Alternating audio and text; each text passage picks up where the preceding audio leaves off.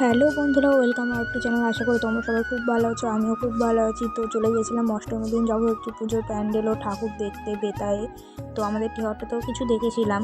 তো ঠাকুর থেকে বাড়ি আসার সময় এত বড় একটা সমস্যার মুখে পড়তে হবে ভাবতে পারিনি। তো চলো সমস্যাটা কি তোমাদের সাথে শেয়ার করি। তো জিতপুর দিয়ে যাচ্ছিলাম, প্যান্ডেলগুলো দেখো এখনও পুরোপুরিভাবে প্যান্ডেলগুলো কমপ্লিট হয়নি। তো কমপ্লিট হলে আরও বেশি সুন্দর লাগবে।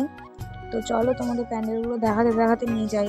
নো এন্ট্রি থাকার কারণে আমরা অষ্টমীর দিনই চলে গেছিলাম স্কুটি নিয়ে, আমি, জেঠিমা আর ভাই ঠাকুর দেখতে।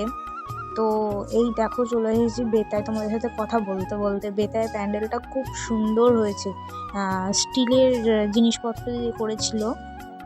তো চলো তোমাদের ভিতরটা ঘুরে দেখাই। তো দেখতেই পাচ্ছ ভিতরে চলে এসেছি, তোমাদের দেখালাম প্যান্ডেলটাই যে এটা হচ্ছে ঠাকুর। আর সাইডগুলো দেখতে পাচ্ছ, দেখে বুঝতে পারছো আশা করি যে কী দিয়ে তৈরি। হ্যাঁ, গ্লাস, বাটি আর গামলা টাইপের কিছু স্টিলের দিয়ে তৈরি। তো ওখানে প্যান্ডেল দেখে বাড়ি আসার সময় এমন সমস্যার মুখে পড়ি, বৃষ্টির জন্য ভিজে পুরো অবস্থা শেষ। তো ভিজতে ভিজতে বাড়ি আসলাম। বাড়ি আসার পথে আমাদের হাউলিয়া মোড়ে একটা সুন্দর প্যান্ডেল ছিল, সেটা দেখলাম। দেখো জলের জন্য কি অবস্থা প্যান্ডেলের ভিতরটা। তো এই প্যান্ডেলটা দেখে সোজা বাড়ি চলে। তো আজকের ভিডিও এই পর্যন্ত, আবার নেক্সট ভিডিও আসবে।